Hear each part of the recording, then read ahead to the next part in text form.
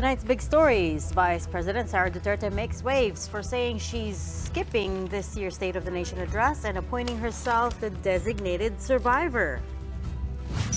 Former presidential spokesperson Harry Roque once again denies allegations that he served as legal counsel of raided Pogo Lucky South 99, but the Senate still wants to summon him to the next hearing.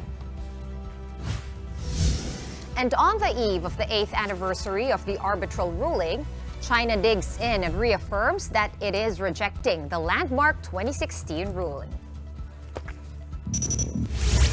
Good evening. Welcome to the show. I'm Regina Lay. I'm Gretchen Ho. And I'm Shawn Yao. Well, Vice President Sara Duterte has gone viral once more, this time for saying that she'll be skipping the president's upcoming State of the Nation address. This marks the first time she'll be absent from the SONA. And more than that, it was in how she painted herself. She said she was appointing herself designated survivor. That caught the public's imagination. So what exactly did Vice President Duterte mean by that? And what is a designated survivor, in case you missed the TV show? Marian Enriquez with a big story tonight. No. Okay. No, I will not attend the SONA. I am appointing myself as the designated survivor. Following weeks of speculation, Vice President Sara Duterte has confirmed that she will not be attending the president's third State of the Nation address on July 22. Instead, she caused a stir by saying she's appointing herself the designated survivor. What exactly is a designated survivor?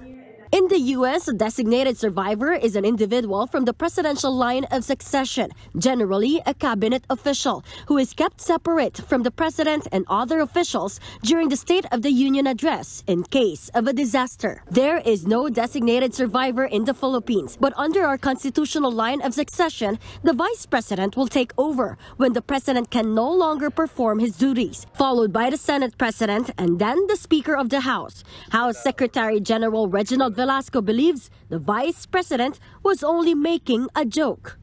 Well, ako personally, kasi alam mo yung pamilya ni BP, mapagbiro eh. So, ang tingin ko, biro lang yun eh. Because under our laws, wala, or our constitution, there's no such thing as designated survivor. So, kailangan magkaroon talaga tayo ng batas na gano'n. At tapos, baka kailangan ilagay sa constitution yun eh. That means we have to amend the Constitution. VP Sara did not give an official reason for her absence at the upcoming SONA. But for political analyst Richard Haydarian, this is just another strong indication that the Uniteam is dead.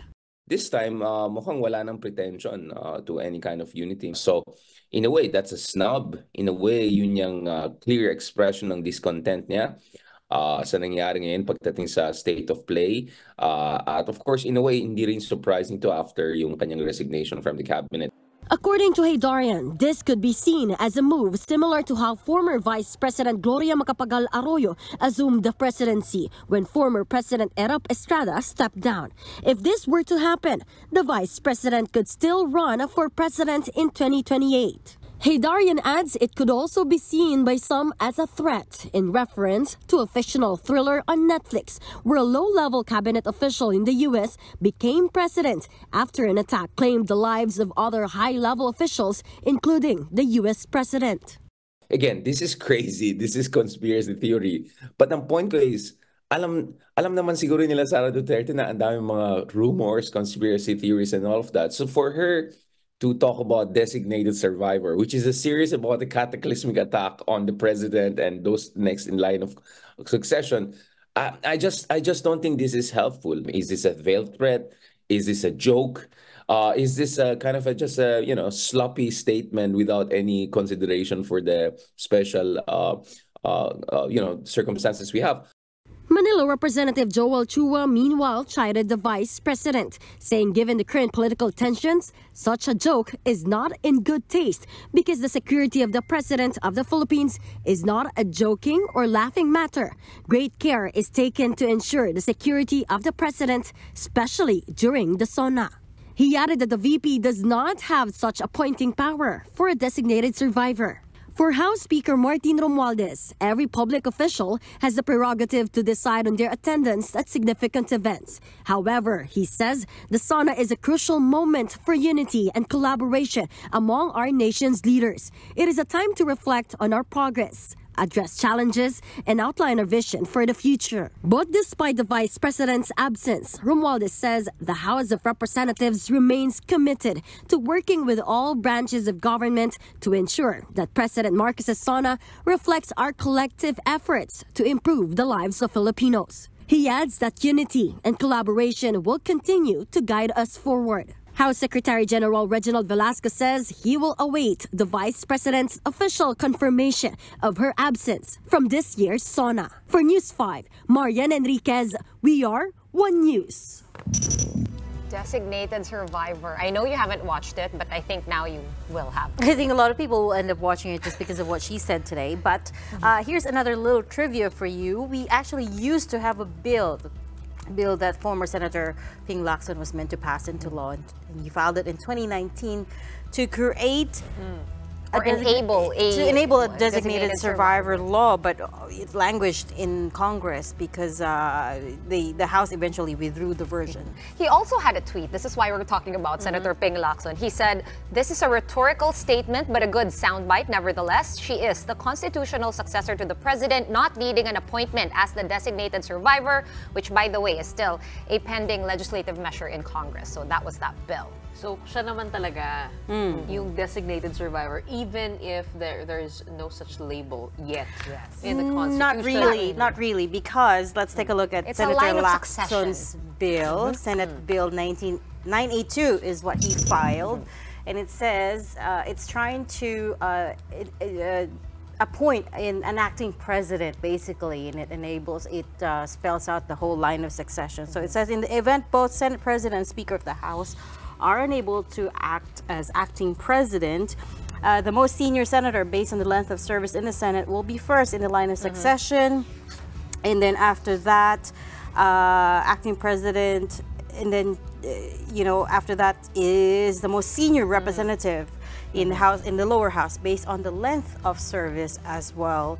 And if there's none, the third in line will be the member of the cabinet designated by the president. And what's more interesting about it is the second part of that bill, which says the president shall designate a member of the cabinet to be sequestered in a secret and secure location. Which that part was exactly as in that TV show with Kiefer Sutherland. But again, I have a quick mnemonic for the line of succession. You have to check up the plate numbers, and then you will see 1, 2, 3, 4, 5, 6, 7. No, really. I mean, that's how. But the point is that there is the Constitution defines the line of succession, but the designated survivor law that Senator Ping Lacson filed was meant to identify another person who will be sequestered away from these high-level meetings in the event of, disaster. Right? In case they are in one place all at the same time, right? As in the case of the State of the Nation address, that's right. So there has to be that other extra person that just to give you a quick, I think this would be the most simple way to explain it in the TV show. It was their version of the SONA, which is the State of the Union address. And then they had selected the housing secretary, who was kind of like, he was outside the kulambo, so to speak. So he was the designated survivor. He wasn't in the inner circle. He wasn't. He was a middling cabinet official. Yes, a hardworking one, of course. But they had selected him because, because he was no threat. Is that why? He was no threat. Yes, exactly. Okay. And then somebody blew up. I got the gist of it. Okay. One thing's for sure. What a way to make a statement with not attending the SONA. Exactly. What a soundbite, as Senator Lacson said. And now we know what a designated survivor is. Okay, speaking of big stories tonight, let's move on over to this one. Did Harry Roque lawyer or lobby for the Pampanga Pogo or not? Now, since his name was dropped by PAGCOR Chairman Al Tenco at yesterday's Senate hearing, the former presidential spokesman has been under fire.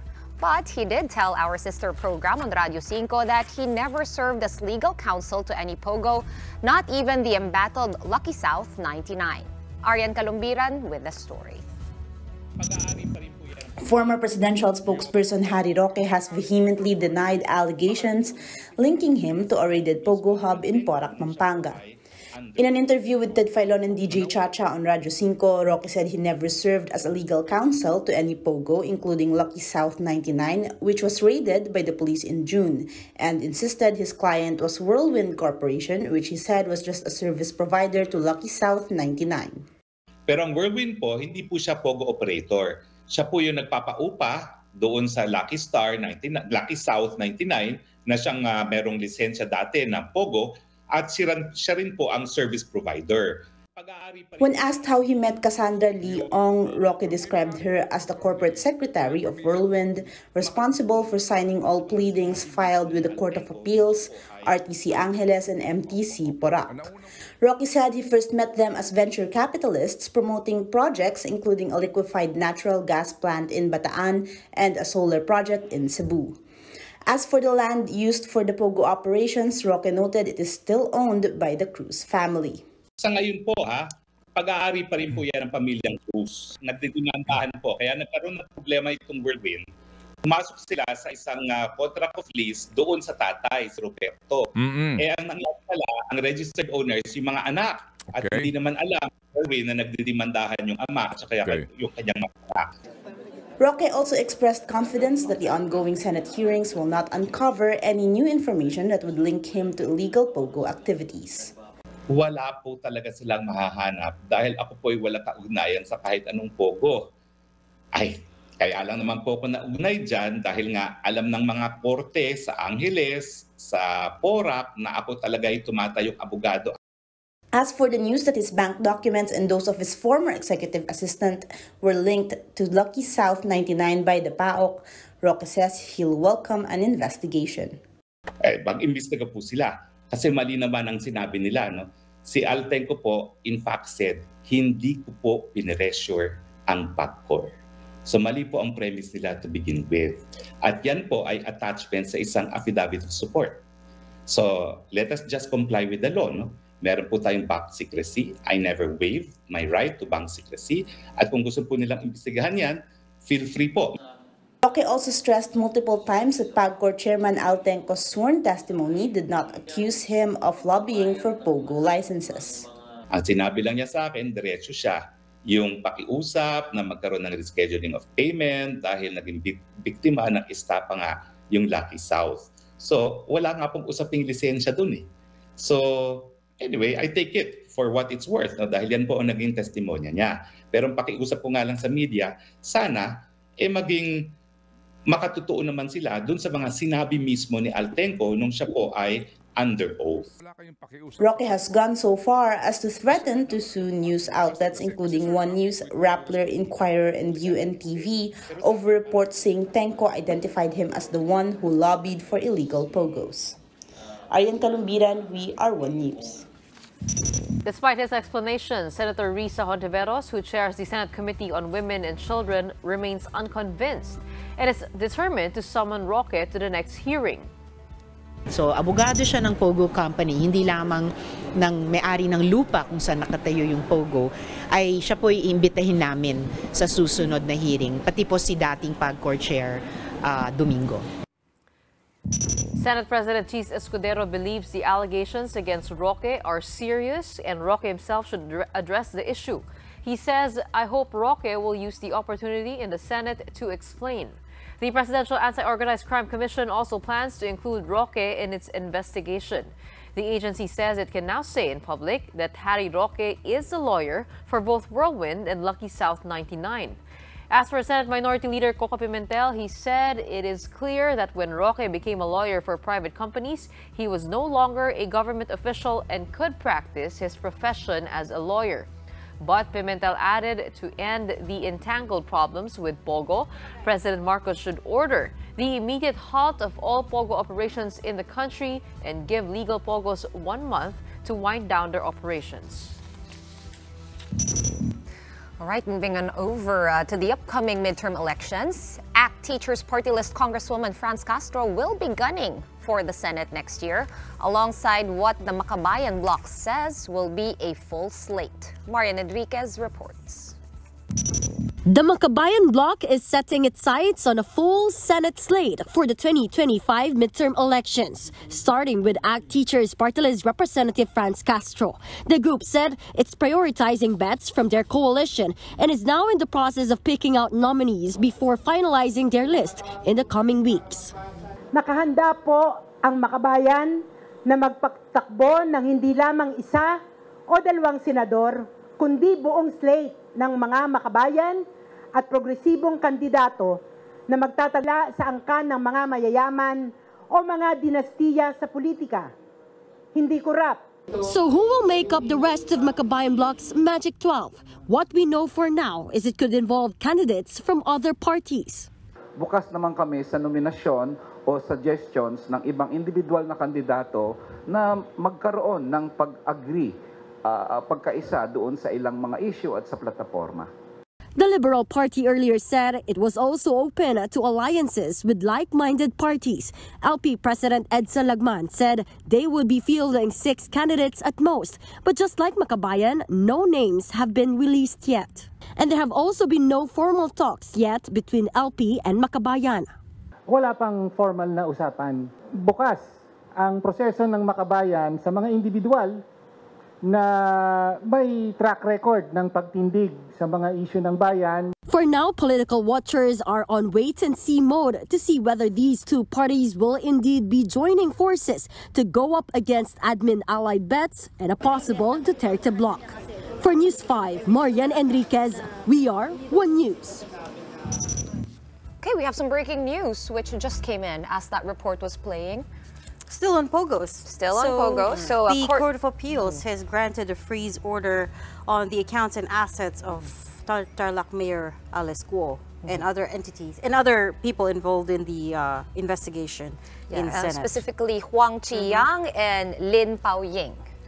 These individuals are suspected of orchestrating human trafficking and fraudulent activities through entities such as Tun Yuan and Baofu Land. So these are, the names that we have been hearing in the Senate investigation on Pogos. Well, they did obtain some bank documents there, and the investigation uncovered significant financial transactions and assets amassed by these individuals, raising suspicions of their involvement in money laundering, human trafficking, and other illicit operations. And I believe that freeze order encompasses 90 bank accounts across 14 financial institutions, several real properties, and high-value personal property such as luxury vehicles and a helicopter. So lahat yun. Wow. All the assets and accounts. 90 bank accounts across all the entities, and guess how many of those were under Mayor Guo? 36. Wow. One third of those were frozen or belong to me, or at least are tied to Alice Guo. Also, our Executive Secretary, Lucas Bersamin, has emphasized the urgency of this action. He said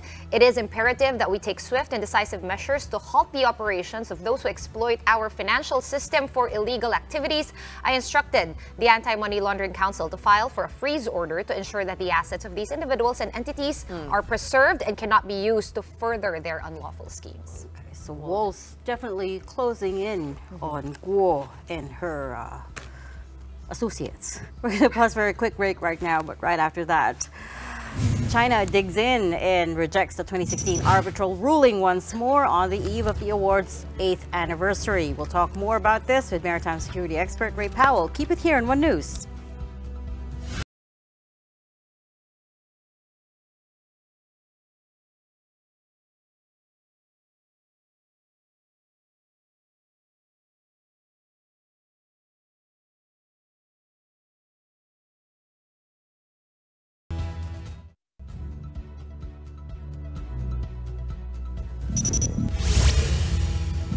Welcome back. You're still watching the big story here on One News. On the eve of the 8th anniversary of the arbitral tribunal ruling, China has released a report reaffirming its objection to it. So it released a report in Chinese through state broadcaster CGTN and ChinaDaily.com saying the award has made the already complicated South China Sea issue even more difficult to resolve.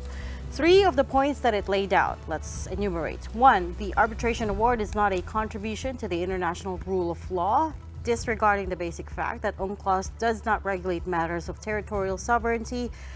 The tribunal ignored China's position and ruled on sovereignty over the islands and reefs in violation of the basic principles and the spirit of prudence and self-discipline. 2, it says the award was not written for fairness and justice and that it attempted to firm up the outcomes of the Philippines' illegal occupation and endorse the Philippines' unilateral claims by misrepresenting and misapplying UNCLOS and customary law with a long list of fallacies. And 3, it says the award is not a panacea for dispute resolution and that the South China Sea issue is so complex as it is related to so many countries and involved historical, political, legal, and other factors. It can by no means be resolved by a ruling of injustice that takes sides with one party against the other.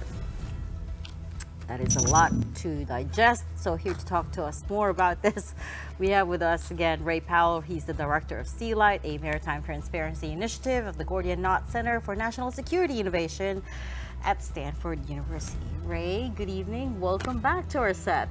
Thanks for being here. Appreciate it. So I just read a mouthful there. Yes. It was a long statement. We cut it down already as it is, but we at least identified its 3 main points. Yep. First off, I was wondering if you had any reaction to it.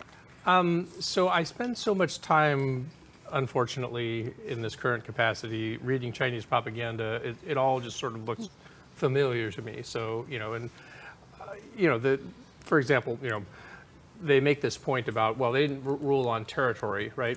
Well, actually, it was, the arbitral ruling was at the request of the Philippines, did rule that no island, reef, shoal in the Spratly Archipelago qualifies as territory. as an island, which means that nothing there creates its own exclusive economic zone.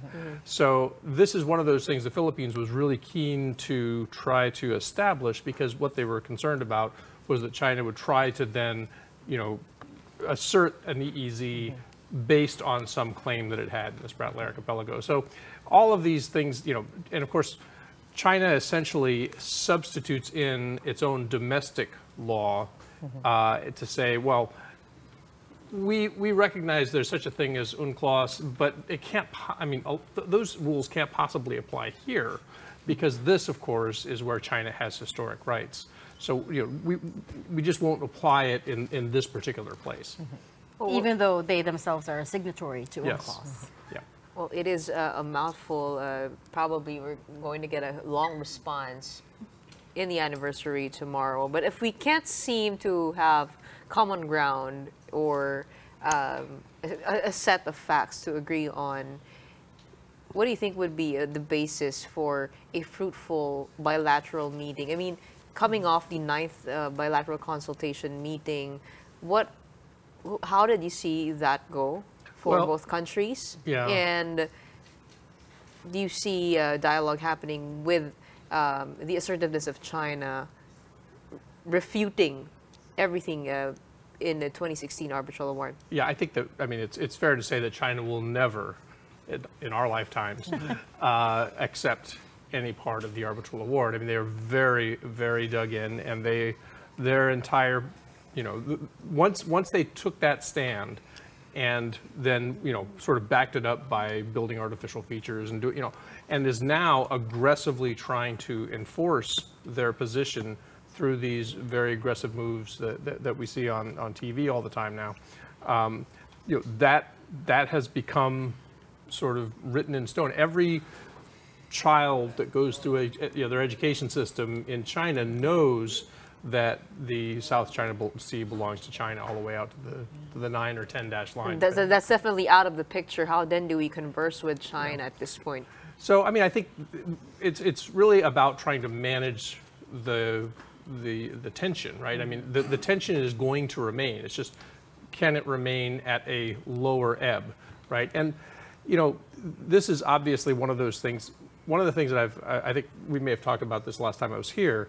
In fact, I think we did, was that when China goes into a negotiation, if your goal is to de-escalate, and they know your goal is to de-escalate, they will use that opportunity to try to reset the board in their favor.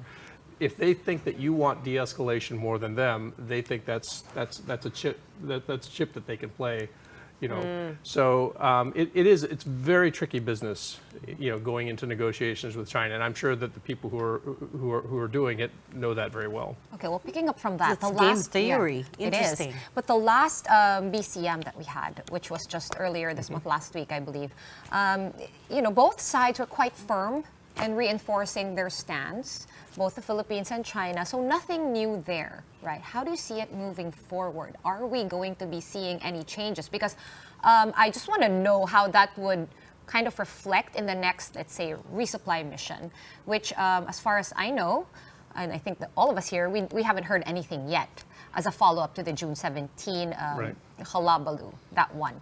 How do you think it would reflect, given all these new statements that are coming out, and of course with the anniversary, 8th anniversary tomorrow?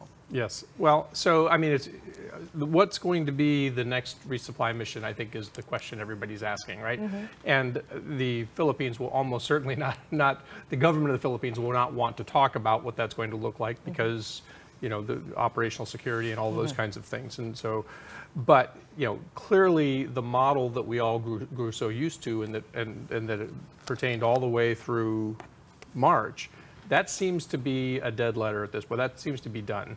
The AFP seems to embrace, you know, the idea that that was not getting them the success that they wanted, and so they've gone to something new. And so, you know, the question is operationally what's going to happen, and then were any, you know, did they make any breakthroughs in the BCM as far as how it happened? And the trick is, can the Philippines, and this is the trick even in the last time we met, you know, can the Philippines get China to take a step back and allow resupply to happen without surrendering the Philippines' right to resupply, you know, without sort of admitting that China has jurisdiction over Ayungin Shoal at this point?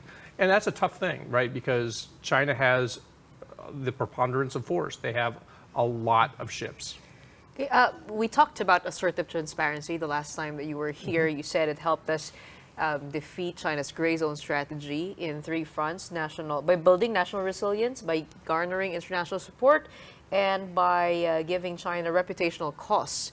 But there have been parties questioning that strategy, assertive transparency, the government pursuing transparency as a strategy when it's supposed to be a tactic. Do you think it's time to change or pivot strategies? Are we getting the international support that we need at this point? Because we have talked about the Mutual Defense Treaty, but we're not really sure whether we're getting some help. And the Philippines has refused also to get help. And some are saying that other countries are just issuing statements without any teeth. Yeah. So, you know, first of all, you know, as you may recall, I have advocated for the invocation of Article 3 or the request for consultations under Article 3 of the Mutual Defense Treaty. That's my personal view, is I think that would be very helpful and clarifying across the board for the Philippines to know what the U.S. is prepared to do, for the U.S. so that it knows what the Philippines would like, and for China to know that it's kind of got into this territory now, that its aggression could have some very, very dire consequences if we begin to talk about support under the MDT. So now, to your question, I really think that when you take a step back and look at all of what's happened, I think that transparency has gained the Philippines actually quite a good deal. I think, so let's just go back to even, say, the Trilateral Summit and all of the announcements that came out of that. You know, the Luzon Economic Corridor, the deal on, you know, the commitment to semiconductor manufacturing, or even just this nuclear power deal that was just announced, right? We've got then from Japan, you've got now this reciprocal access agreement has just been struck, so that will increase the military to military ties between the Philippines and Japan.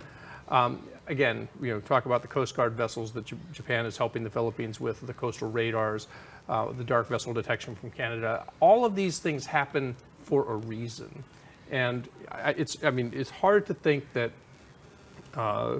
President Marcos would have been invited to give the keynote address at Shangri-La, absent the attention the Philippines is getting for its security problems here in the West Philippine Sea.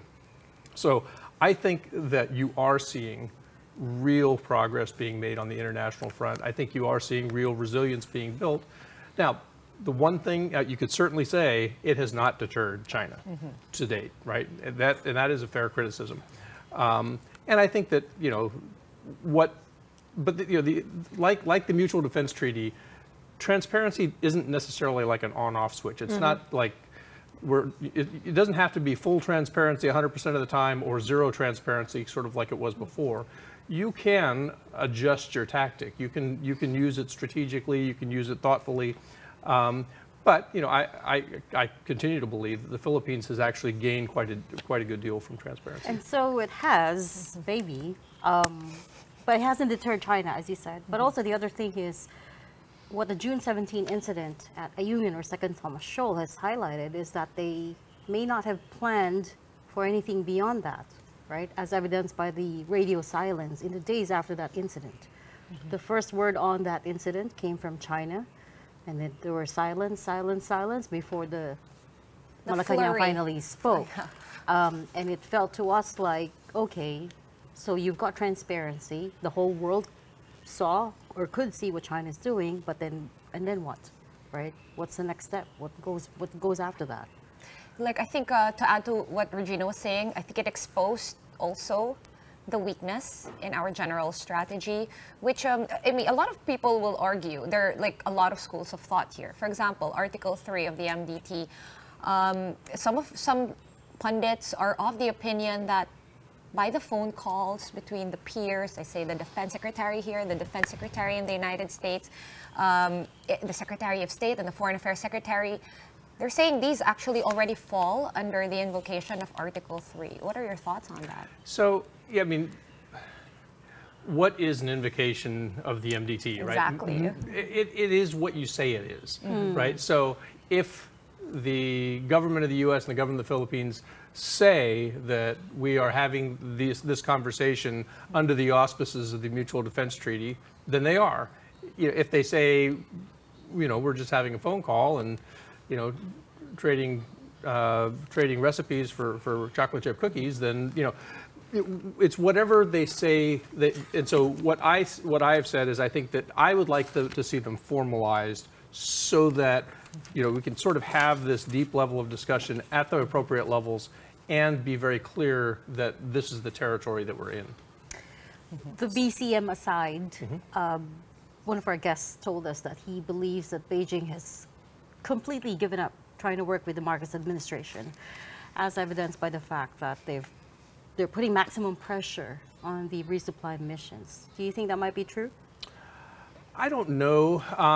I think that Beijing has decided to make an example of the Philippines because it believes that other countries around the region are watching, and it doesn't want to give the impression that you can push back against China. I do think that Beijing, in previous, when there was sort of this other model that was briefly a thing back in February, March. Actually February, when we were talking about the perfect resupply and all of these things. I think that Beijing, whatever happened there, I think that Beijing has decided that that's the model that needed to happen. So that it was, you know, the pre-notification, you know, 2 days out before the Philippines does anything. And I think that now Beijing has decided that we will not permit one that doesn't have a pre-notification. So that's why you see, even when it's a medical evacuation, they're getting swarmed because Beijing demands to be notified. So I think that Beijing has tightened its blockade, my word, right? Or quarantine, or whatever we're going to call this regime that Beijing has put in place around Ayungin Shoal that is now preventing resupply. Because the bottom line is that it believes that if it puts enough pressure on the Philippines will eventually capitulate. Right. So I think, you know, the point of the blockade before, I think, was maybe this ship will finally break up and slide into the sea. However, what if it doesn't and we're stuck doing this for a long time? Well, maybe we can actually compel the Philippines just to give up trying to crew the Sierra Madre. So basically, where are the Philippines now? Yep. Do you agree? I want to know if you agree with the change in strategy that happened back in June 17. We saw, instead of civilian resupply boats, we saw Navy SEALs try to resupply the BRP Sierra Madre. Some would say that that was an escalation on the part of the Philippines. Others would say that it shows backbone in the way we try to resist the blockades around the BRP Sierra Madre. I want to know your thoughts on sending the Philippine Navy. Well, first, I'd reject the idea that it's an escalation. I mean, this is a Philippine ship. It's a Philippine Navy ship with Philippine personnel on, military personnel on board. It needs to be resupplied, including a couple of rigid hold inflatable boats, rafts, filled with Navy SEALs to try to escort what is still a fairly small resupply boat. To me, that is not an escalation. So I understand. So I think what the AFP has decided is that what was happening before, while producing some extremely compelling footage, was not really working anymore. And China had decided, China's actions against those, when the Coast Guard goes out, Coast Guard ships broadcast on AIS, the automatic information system, the things that I can monitor. Of course, China can monitor those too. So if you're going to try to go in by stealth, you obviously can't have those boats with those ships with you, right? So that's what they tried to do. And I mean, I think in the end, your choices are basically four, right? It's 4 S's. You can do it by stealth, you can do it by strength, you can do it by suasion, or you can do it by surrender, right? That's basically the Philippines' 4 options in the end. They've already said they're not going to surrender. So, for stealth, you have to try to figure out how to get in through a very tight quarantine before China realizes what's happening. The problem is that the quarantine is extremely tight. For strength, the problem is that China has the preponderance of force, and it is very difficult for the Philippines to muster enough force to be, to sort of push through that. And then suasion, that comes back to having these negotiations and trying to convince China that somehow that it is in China's national interest to allow these to happen. And I think that's where you get back to the question of reputational costs. And what is China losing from all of this? And I think it's a lot. I mean, China has essentially united its adversaries against it, right? I mean, that's part of what this RAA with Japan is indicative of, right? Would that be happening It's today? found new allies, though. What's that? It's found new allies. China? Yes. Yeah. They're also busy forging alliances. Making their own. That's why the worry now is we're going to end up in a world where there's various geopolitical blocks. Well, I think we're kind of already there, aren't we? Well, some people would say we never actually left but, the Cold War, right? Everyone just kind of formed new groupings. But let's set aside the RA for a quick bit. I wanted to get a picture of what has been going on in the disputed waters in the South China Sea since June 17, because I know that it is kind of your hobby to take a look at what's going on. So can you paint us a picture of what has been going on there? It's been quiet. It's been quiet except for the medical evacuation, the boat that exploded. At one point, they say China decreased the number of its ships, right, during the BCN. I mean, I followed your tweets. So they've been moving. The ships do move, right? That is the thing about ships. And actually, I mean, right before I came here, I was taking a look at the ships around Ayungin Shoal, and for some reason today, all the militia ships that I was tracking went back to Mischief Reef today. No idea why. It's not something I usually see. Maybe they're just going to go take a break and be right back. I don't know. There's a party of mischief.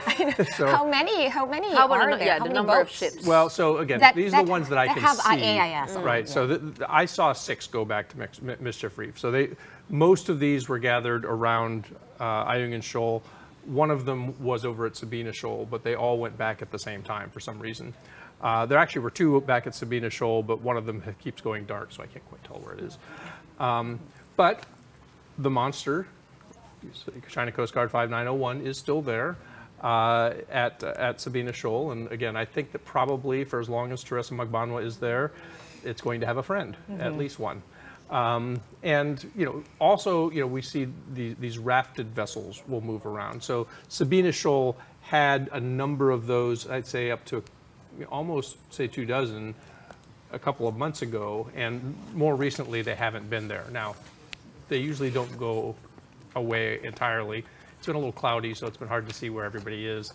But they'll go to Whitsun Reef, for example, or they'll go to other places. Funny mystery. China's Coast Guard 5901 is there. Yep.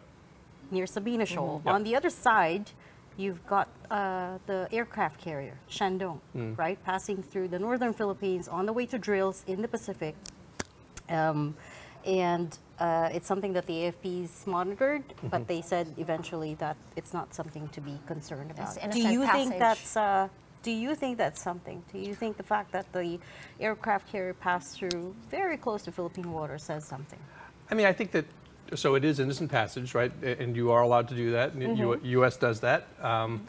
As long as and of course, innocent passage only applies within 12 nautical miles. So if you're outside 12 nautical miles, you can even do maneuvers if you want. And again, the U.S. does that too.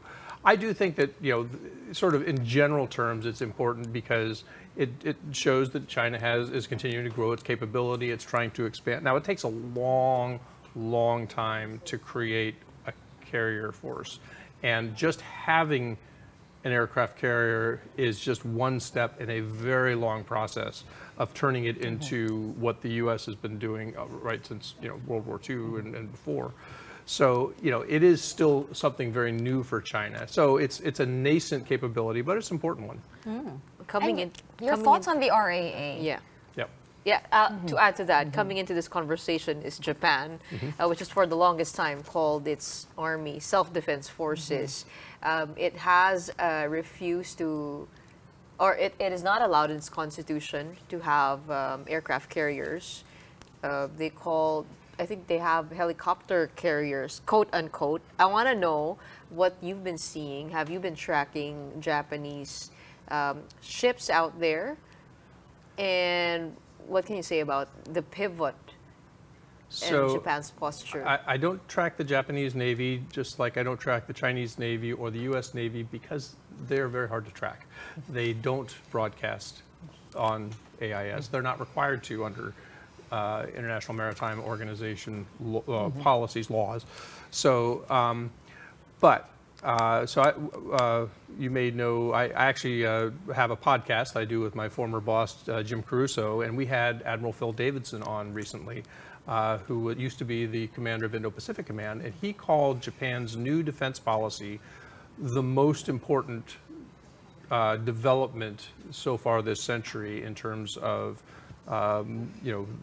positive development. So I think that this is actually, having an RAA with Japan is a very important thing for the Philippines. I think you're going to see a more assertive Japan. So it is now reinterpreting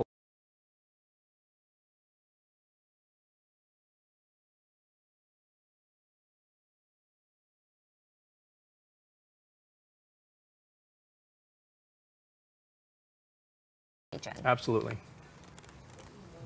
Also a lot of issues in that, but that's for another day because we've run out of time, as we always do when we're talking to Ray Powell.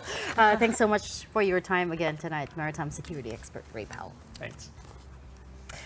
Moving on to business news now, tycoon Manny Pangilinan is snapping up another company, this time a dairy business. The Philippine Star today reported that he is buying Bukidnon Milk Company for some 700 million pesos. The goal is to increase the dairy supply for premium ice cream brand Carmen's Best, owned by the Laguna Creamery Company, which in turn, Pangilinan through Metro Pacific Agro Ventures bought a controlling stake in 2022. The Philippine Star quoted Pangilinan as saying that sales of Carmen's Best ice cream products have grown exponentially, and so they're running out of milk from their existing dairy farm in Bay, Laguna. In previous interviews, Pangilinan has lamented the inadequate dairy supply in the country, where he says more than 90% of demand is served by imported milk. He views the group's entry into dairy as another step towards food sufficiency. The Philippine Star also reported that Bukidnon Milk Company runs a 460-hectare grazing farm in Maramag, Bukidnon, the first and biggest of its kind in Bukidnon, at least, where cows are allowed to wander freely. And then also one quick disclaimer about that use. One News, of course, through its parent company Signal TV, is part of the MVP Group. All right, this is another piece of news that we have been following for a while. The search for the fugitive Pastor Apollo Quiboloy continues, and with a 10 million peso bounty hanging over his head, the National Police Force is now getting more and more leads on his possible location. Julie Baiza with that report. Since the wanted poster was released and the 10 million peso reward money was announced for the arrest of Pastor Apollo Quiboloy, the Philippine National Police started receiving more information about his potential whereabouts. Hindi naman natin tatanggapin kaagad-agad po ito. Baka meron po doon ay nililigaw naman yung ating focus. That is not impossible, sir, na baka meron dyan na talagang tatawag para lang sabihin na nandito, para lang iligaw yung ating mga investigador at ating mga operatiba. That is why we are carefully validating the information being provided by those people calling po yung ating hotline. The police say they see nothing wrong with offering reward money for information on Quiboloy. The ALG Secretary Benher Abalos had earlier said that the fund was raised by private individuals who are dismayed about the slow pace of the case. We have to also remember, this is not the first time ay private citizen ay nag-offer po ng reward. Alam po natin, pag may mga heinous crimes, even yung mga families po ng victim na mga civilian po ay nag-o-offer po. For Vice President Sara Duterte, it's the government's rights to offer reward money. It can be recalled that the Vice President questioned the excessive use of force in serving the arrest warrant against the pastor, who is a close friend of her family. Right man na siguro sa ato ang gobyerno and sa DILG nga magpagawas og rewards para sa mga wanted na mga tao kanang mga dunay warrant of arrest. There is also speculation that Quiboloy is now in China, but the PNP believes that the pastor is still in the country. There is also a possibility na dumaan po siya sa backdoor, pero lahat po yan ay bine-verify pa po natin. But as we speak po, naniniwala po tayo na there are indication at na nandito pa naman po yung mga hinahanap natin. The PNP is also studying whether former President Duterte can be held liable for saying that he knows Quiboloy's location but refusing to reveal it. Former presidential spokesperson Sal Panelo says Duterte was only joking, but the PNP said this is not a laughing matter. Well, with due respect po sa ating mga Pangulo, probably all of us knows po yung ating personality po ng Pangulo, pero yung mga ganito po na seryosong mga bagay po ay sana po ay hindi po natin ginagawang biro. Wag po nating kalimutan na yung kabilang parte po na sumisigaw po ng hustisya, may mga batang allegedly di umano ay minolestya at naging subject for trafficking. This is very serious matter po, very serious offenses.